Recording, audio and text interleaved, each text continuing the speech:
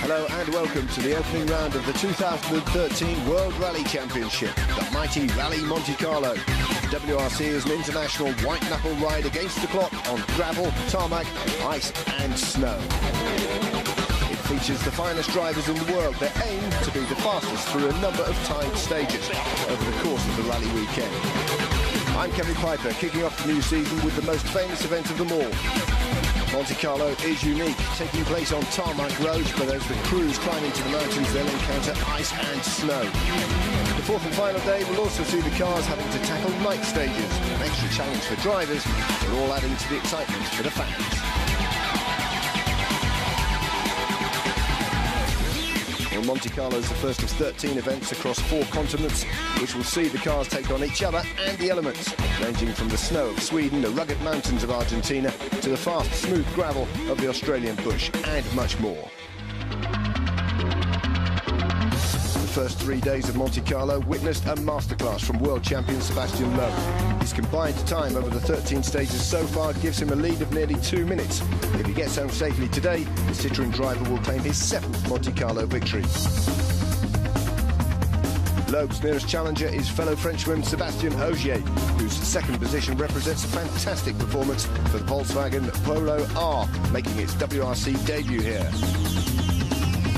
Third place is occupied by the Ford of Yevgeny Novikov, but the young Russian will have a fight on his hands to hang on to the final podium position. Spain's Dani Sordo in the Citroën DS3 is just 1.7 seconds behind.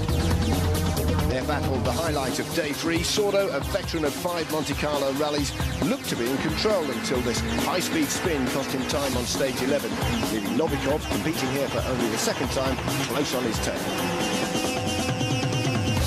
A little spin for Danny in that last stage. Do you think the pressure's getting to him? Better ask him. You've got a very determined young Russian there who's trying to catch you. Do you think your experience will help you there? I think in Russia he will have more conditions like this than me in Santander in my home. No? And it certainly looked like Novikov was more at home on this mixture of tarmac, snow and ice as he surged past his rival on stage 12. This dramatic duel, though, destined to continue into the final day as Sordo took time back on the next stage.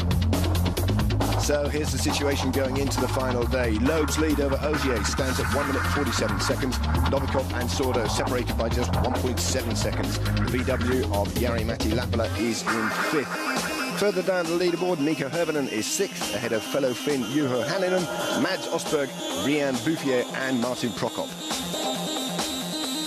And a reminder of where the season gets underway. The first 2 days of the rally saw the crews tackle 10 timed stages in the hills around the city of Valence in the southern area of France.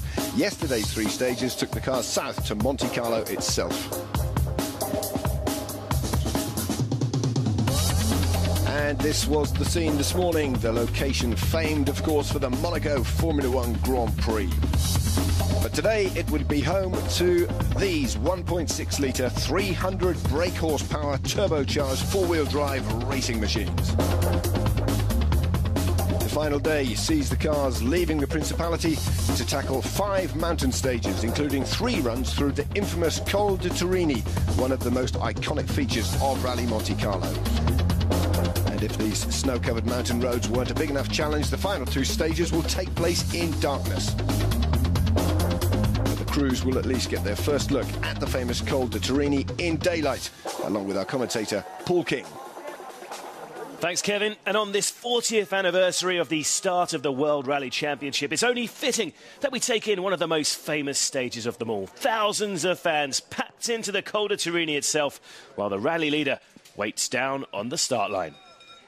And just look at the conditions that lie ahead. Deep snow everywhere.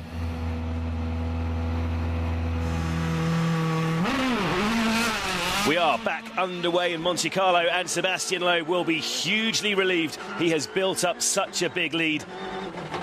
Just look at these conditions, and this is at the bottom of the hill.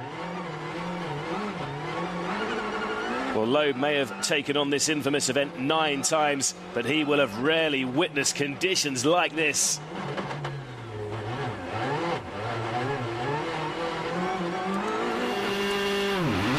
2 minutes later, it's Loeb's compatriot and former teammate Sébastien Ogier's turn to take on Turini.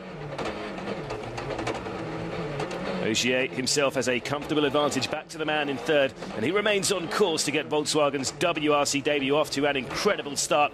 But this will be a nerve-wracking 23 kilometres, absolutely no grip.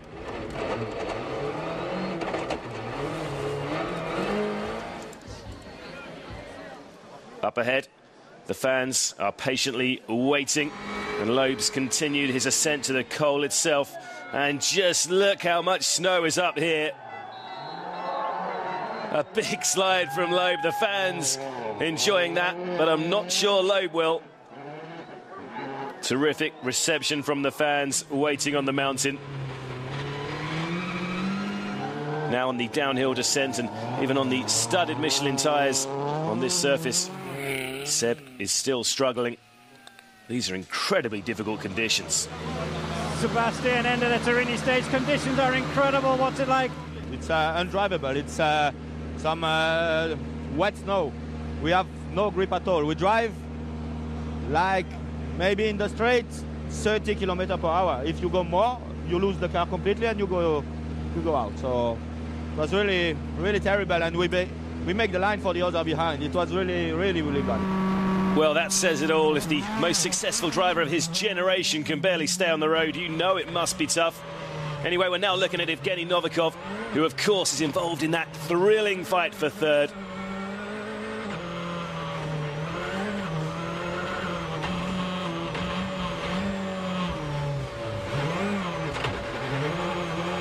Really difficult to get traction out of the hairpins.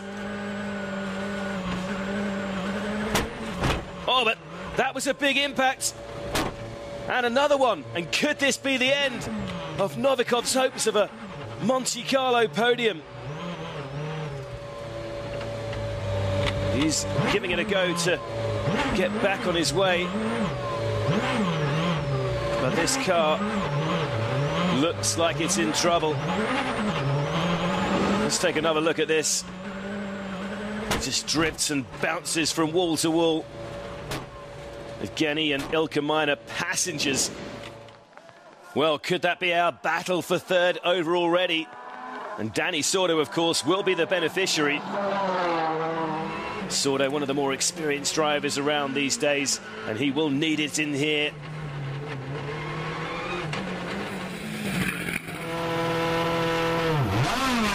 Further back, Mikko Hirvonen has had a frustrating week by his standards, but he will move back up to fifth following Novikov's drama.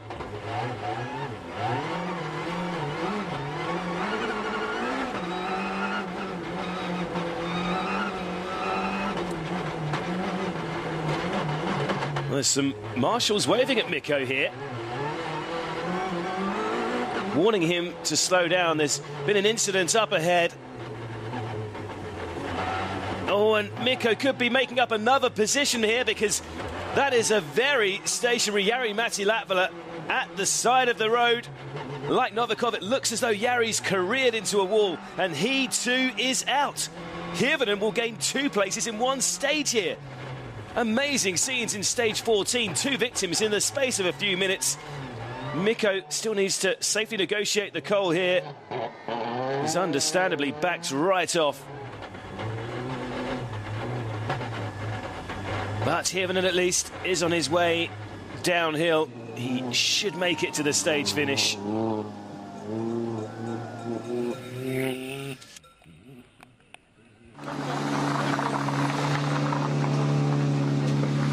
Mikko, there's a big sigh of relief there. That's some stage to get through. It's unbelievable. It's never been that difficult. I mean, there was no grip at all. It's so easily you could just lose the car, and there was nothing you could do. Just wait for the next wall and hope nothing breaks.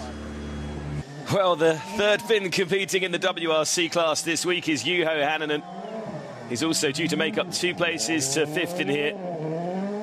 These Scandinavians do have a lot of experience driving on snow, at least.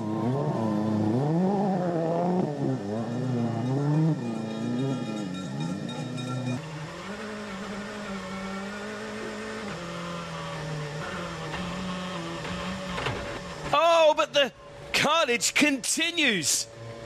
Well, after a week of relative calm, it's gone crazy in one stage. Let's see Juho slip up again. Just drifts to the left and whacks that wall with the front left wheel. That's 3 of our top 7 out in one dramatic stretch of road. Looking again from inside Juho's car. Big impact. And that's smashed the suspension to pieces. Yep, that's it. Game over for Hänninen as well. Well, Mads Østberg is still in the running at least, and now with Hänninen joining the growing casualty list, M Sport's new #1 should now move into the top 5. This really is an incredible stage. The drivers will be hating every second, but it's provided terrific excitement. And just look at the scenery in front of Østberg and co-driver Jonas Andersson into the last few kilometres now. No snow down here. Their Fiesta at least has made it through, and a chance for Mads and the rest of us to draw breath. I'm deeply shocked. Why? I mean, I couldn't walk through that stage, I'm sure. And you try to do this with a tarmac setup with, okay, it's no tires with studs, but yeah. I'm not allowed to swear on the radio, right? No. So, yeah, it's good stage, nice and clean, and I enjoyed it a lot. Now can we have the truth? It was absolutely unbelievable all the way from the start. I mean, just the amount of snow, so wet, absolutely no